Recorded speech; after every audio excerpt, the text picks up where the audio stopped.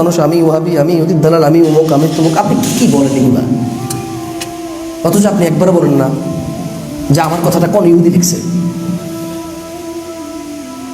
আমি রফিয়াদান করি, আপনি আমাকে ইহুদির দালাল বলেন, কিন্তু আপনি বলেন না ইহুদি কোন ইহুদি লেখা লিখছে। আমি আমিন বলি, শুনেন শুনে আপনি আমাকে ইহুদির দালাল বলেন, অথচ আপনি আজ পর্যন্ত বলেননি কোন ইহুদি লেখা লিখছে যার যে ইহুদির কথা আমি বলতেছি।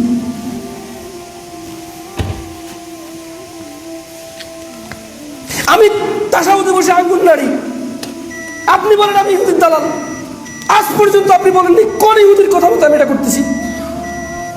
ওই ইহুদির নাম বলেন যে ইহুদির কথা মতো আমি এটা করতেছি। মাদ্রাসা থেকে বের করে দেন, মসজিদ থেকে বের করে দেন, অথচ কোন ইহুদির কথা মতো করতেছি বললেন না আজ পর্যন্ত। আজ পর্যন্ত বললেন না। কোন নবী আপনাকে সালাতের পরে সম্মিলিত মুনাজাতের আদেশ দিয়ে গেছে? কোন নবী? তার নাম কি? নাম বলেন ওনার। কোন রাসূল আপনাকে দিয়ে গেছে দলে দলে বিভক্ত হওয়ার জন্য? আলাদা আলাদা সবাই আলাদা হয়ে যাবেন, টুপির নামে, পাঞ্জাবির নামে, গানের নামে, বাদ্যের নামে। নাম বলেন নবী। মুহাম্মদ সাল্লাল্লাহু আলাইহি ওয়াসাল্লাম তো এরকম বলেননি। আপনি শুধু শুধু রাগ করেন। আমি বলি কোরআনে নাই, আপনি বলেন ইহুদির দালাল। আমি বলি আপনি যেটা করতেছেন আল্লাহ বলেন, আপনি বলেন ইহুদির দালাল। আর আপনি বলবেন যে আল্লাহ বলছে, এরপর আপনি আমাকে কোরআন আয়াত দেখাবেন, ব্যাস। ইহুদির দালাল কেন বলবেন? আমি যদি কোনো কোরআনের আয়াত অস্বীকার করি তাহলে আমি হব কি? কাফের। কি হব? ইহুদির দালাল কেন হবো ভাই? ইহুদির দালাল কোরআনের সাথে ওর কাম কি? একটা ইহুদির কোরআনের সাথে কাজ কি? সে তো ইহুদি, সে তো আগে থেকে কোরআন অস্বীকার করেছে। আপনি বলেন ইহুদি দালাল কেন? হইলে কেউ মুসলমান যেহেতু নাম অস্বীকার করলে সে কাফের হবে, মুরতাদ হবে, ইহুদি দালাল কেন হবে? আপনি একটা আয়াত দেন যে আয়াতটাকে অস্বীকার করা হচ্ছে এখানে। বরঞ্চ এমন হাজার আয়াত আছে, হাজার হাদিস আছে যেগুলো সম্পর্কে আমরা আপনাদেরকে বলেছি, আপনারা ভ্রুক্ষেপ করেননি। আল্লাহর এরকম হাজার আয়াত আছে যেগুলো সম্পর্কে বললে আপনি কখনো কানে নেননি। কেন? ওই আয়াতটা আপনার বাবার কথার সাথে মেলে না, ওই আয়াত আপনার দাদার কথার সাথে মেলে না, ওই আয়াত আপনার গোষ্ঠীর কথার সাথে মেলে না, ওই আয়াত আপনার প্রচলিত চালিত জিনিসের সাথে মেলে না, ওই আয়াত আপনি কখনো শোনেন নাই, ওই আয়াত আপনি কখনো পড়েন নাই, এই জন্য আপনি কখনো এটাকে গুরুত্বই দেননি। ওই হাজার আয়াত আছে, আমার হাজার আয়াত আছে। শুনুন দিনী ভাইয়েরা, এক শ্রেণীর মাওলানা আলেম ওলামা হবে যারা আমার সুন্নাত ছেড়ে দিয়ে অন্য সুন্নাত ধরে বলবে এটাই রাসূলের সুন্নাত। লাখো সুন্নাতকে তারা কবর দিচ্ছে, যেটা রাসূলের নয়। রাসূলের যেটা আছে সেটাকে কবর দিয়ে অন্য একটা বানিয়ে চলেছে। আশ্চর্য আপনাকে একটু বলতে হয়, আশ্চর্য আপনাকে একটু বলতে হয়, আমাদের নবী বৃহস্পতিবার এবং সোমবার রোজা থাকতেন। কেন জানেন? আমাদের নবী বৃহস্পতিবার এবং সোমবার রোজা থাকতেন এই জন্য যে সাপ্তাহিক রিপোর্ট পেশ করা হয় বৃহস্পতিবার আর সোমবার।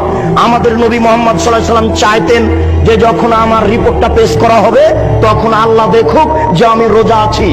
আমার রিপোর্টটা যখন পেশ করা হবে তখন আল্লাহ দেখুক যে আমি রোজা আছি। এটা তিনি চাইতেন, এই জন্য বৃহস্পতিবার সোমবার সিয়াম পালন করতেন। বুঝাতে পেরেছি কি? বাৎসরিক রিপোর্ট পেশ করা হয় শাবান মাসে, বাৎসরিক রিপোর্ট পেশ করা হয় শাবান মাসে। আমাদের নবী মুহাম্মদ সাল্লাল্লাহু আলাইহি সাল্লামের জানা ছিল না যে শাবান মাসের কোন দিনে রিপোর্ট পেশ করা হয়। এই জন্য আয়েশা রাদিয়াল্লাহু তাআলা আনহা বলছেন যে ওই দিনটাকে ধরার জন্য আল্লাহ রাসূল পুরো শাবান সিয়াম পালন করতেন, তবে শাবানকে রমজানের সাথে লাগিয়ে দিতেন না। উম্মু সালামা রাদিয়াল্লাহু তাআলা আনহা বলেন আমাদের নবী মুহাম্মদ সাল্লাল্লাহু আলাইহি সাল্লাম পুরো শাবান সিয়াম পালন করতেন, তবে শাবানকে রমজানের সাথে লাগিয়ে দিতেন না। কেন? তিনি ভাবতেন এই দিনটা আমাকে ধরতেই হবে। বাৎসরিক যখন রিপোর্ট পেশ করা হবে তখন আল্লাহ দেখুক যে আমি রোজা আছি। বাৎসরিক যখন রিপোর্ট পেশ করা হবে তখন আল্লাহ দেখুক যে আমি রোজা আছি। এটা দেখানোর জন্য তিনি শাবান মাসে বেশি বেশি রোজা রাখতেন। ভারত, বাংলাদেশ, পাকিস্তানের এই সব হুজুরেরা জাহেলের পরিচয় দিয়ে কিভাবে কিভাবে জেনে নিল সেই দিন 15ই শাবান। ভারত, বাংলাদেশ, পাকিস্তানের হুজুরেরা কিভাবে জেনে নিল সেদিন হচ্ছে 15ই শাবান। তাই তারা কলকারখানা, অফিস, আদালত, কোর্ট কাচারি, শিক্ষা প্রতিষ্ঠান বন্ধ করে রাতে গোসল করে আতর গোলাপ মেখে দিনে রোজা থাকে। অসম্ভব হতে পারে না। আল্লাহ রাসূল বললেন, আমার সুন্নাত ছেড়ে দিয়ে তারা অন্য সুন্নাতকে ধরে বলবে এটাই রাসূলের সুন্নাত। প্রায় পুরো শাবান সিয়াম পালন করা হচ্ছে রাসূলের সুন্নাত, আর একদিন সিয়াম পালন করা হচ্ছে ভারতের সুন্নাত, মানুষের সুন্নাত। 27শে রজব কোরআন মাজিদ নাজিল হয়েছে, আল্লাহ রাসূল গেছিলেন মেরাজে। এই কথার ভিত্তিতে মেরাজের দিন রোজা রাখতে হবে, এটা মিথ্যে। কোরআন মাজিদের আয়াত পেশ করা হচ্ছে মিলাদের জন্য 4টে। আল্লাহ মিলাদ করেছেন, নবী মিলাদ করেছেন, সাহাবীগণ মিলাদ করেছেন। কত বড় ডাহা মিথ্যে কথা সাহাবীদের উপরে। এগুলো সব বাতেনি কোরআন, এগুলো হচ্ছে বাতেনি বানাওয়াট কথা, অসম্ভব হতে পারে না। শুনুন, 27শে রজব রোজা হতে পারে না, 15ই শাবান রোজা হতে পারে না।